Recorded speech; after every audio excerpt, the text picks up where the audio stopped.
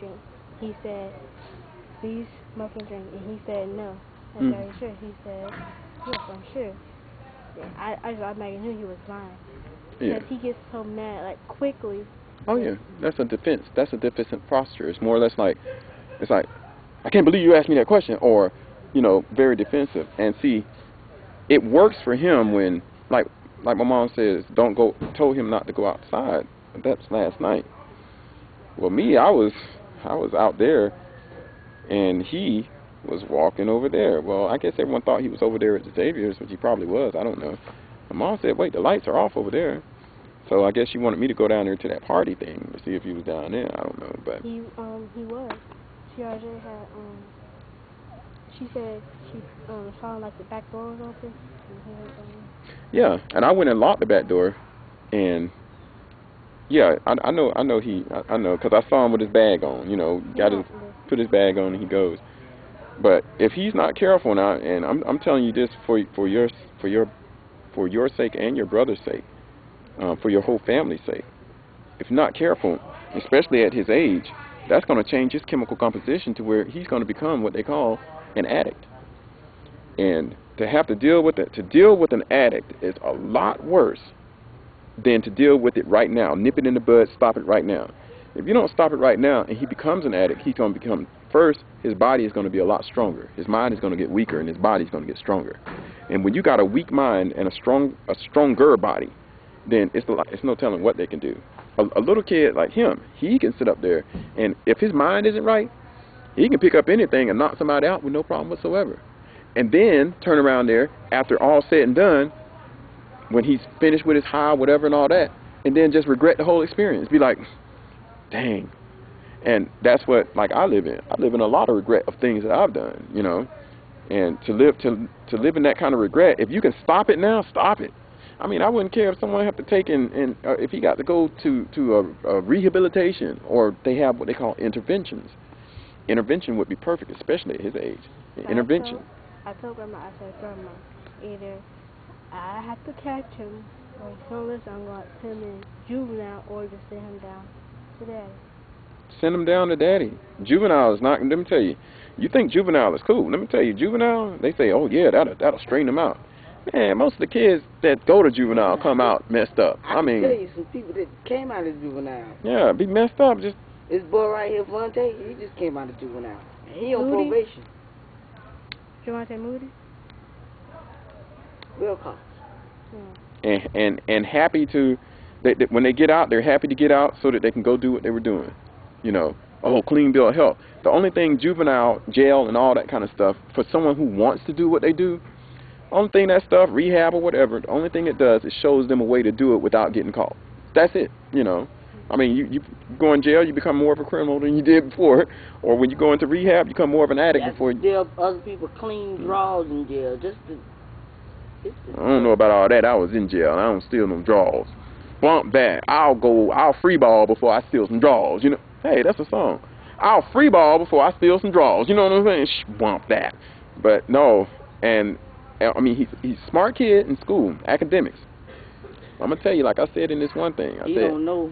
Academics is truly important, but equally useless without common sense, which is what he shows. Shows no common sense. How can you go to a school and be late, tardy all the time? That right there shows a problem. I think he's been doing this, what, for a couple of years now? Being late? It's not like, you know, no, it's, I don't know what period it is, because I said that, okay, here's the 6th grade area. No. The band room. The 6th grade. Yeah, 600. Now, wait, no. You gotta go to the 6th grade area and go all the way over here. Now, I told him, how come you can't make it all there? Because he be like, I don't know, every single time. I said, I made it all last year without no problem. And he said, well, I can't make it. I about to say, because maybe them pants are sagging and stuff. No, it's just when you stop and you're talking. See, when you're drinking and whenever you're doing anything that puts something in your body, you lose focus. If he was focused on getting to that class, I guarantee you he can do it. Basketball, and we doing a drug test before the first game. Oh, you ain't got to worry about that. I don't think he do anything like that, like smoking weed and stuff. Test, if your pee ain't clean, got the right to go through your bag and stuff. Oh yeah, I mean, I'm actually his manager. Look, all that stuff on TV, all the stuff that you see on TV going on, they say it's just a TV and all this. That's reality. That stuff is real. What you see on TV, when you see what these kids going, all the parents and everything, that stuff is real. We just had a new story on Don't think it cannot happen in your household. That's the next show they need to come out with. Don't think it can't happen in your household, because it can happen. And Michael, I remember when Michael was just one of the coolest little cats. I remember we were working with Doug. You know, Michael, he was cool. You know, we used to joke around, all this kind of man. As soon as school was about to start, we stopped working with Doug. Next thing you know, he just started. Yeah, and it's telltale signs that I can see, and that maybe my mother can see, because she lived with an alcoholic for a long time. Russell, Quinesta, but the thing is that when you see it, what do you do about it? He talks to like so wrong, like so dirty and so like he said, why would my allowance and stuff, and she get paid a little bit, like $500 that has gone to her account, and he said, oh, well, I won't get my allowance. And he said, you will get it. I said, okay, where my allowance at? And she gave him $20, and he didn't get no allowance. And we're on the phone. He had like, where you at, like, and stuff. Like, who, Will? Oh, when he on the phone. Oh. Like, like he don't even look to. I don't know what happened to him. No, but you know, I mean, I know Queenie feel like her hands is tied. Queenie don't know what to do. She doesn't. She really don't know what to do. That's why she stay gone so long, because when she comes here, it stresses her out. When she comes into this household, it stresses her out, knowing that it's initially her responsibility what happens to you all. It's not my mom's responsibility. My mom is my sister's mother. Queenie is you all's mother. My mom is helping out, but see, the thing is the help part. You know, help is when if you helping someone, the results will be good. You know, the results should be good. But if everything that you're doing, like my mom there, she does whatever that kid, whatever Michael, whatever, she tries to reason with him. And I can understand that, sort of, kind of halfway, but I can't understand letting a kid go out at 10, 11, 12 o'clock at night. That I can't understand. And then when you tell the kid not to go out, then you wake up and you have to look for the kid. That doesn't make any sense. That right there, because in my day, well, we never had that kind of problem. Do it sideways. When the lights when the sun went down, we was in the house. You know, that kind of thing. When them street lights come on. He thinks that it's Bartow. Let me leave. It's a small town. I start preaching down. He did, it's Bartow. It's such a small town that he can't really go nowhere. So, cause okay, I went outside. You know, when Uncle Reggie goes to pizza about that time.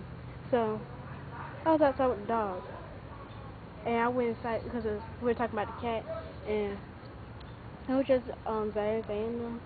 Then I went back over there. It was kind of dark and stuff. And I said, knock on the door. It was just baby and Michael. And so for some reason, I knew he was going to start a block party. Because we were outside. Yeah, I walked down that way. I walked around the corner. I walked from here to the street and then came back through here.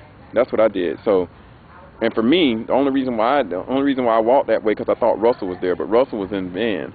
Russell was sitting in his van or sleeping in his van or whatever. So I walked that way. I wasn't going to go down there because I don't drink, so I was more or less like, I don't want to even, but it's not no temptation anymore now, you know, for the drinking thing. But everything else, it's like a temptation. So I just don't go in that direction, you know. But, yeah, is that Queenie's car? Yes, sir. She's home? She has to, well, here's what, see, this would make me, like, why would you want, like, teenagers, like, halfway teenagers almost grown up to drive their car? And now she found, you know, exactly, now, weed stuff in her car. She found what? Weed? Weed in her car. Okay, you know, like, Shoot, give it to me. No, I'm just underneath kidding. the car. Some things called axles. These axles under her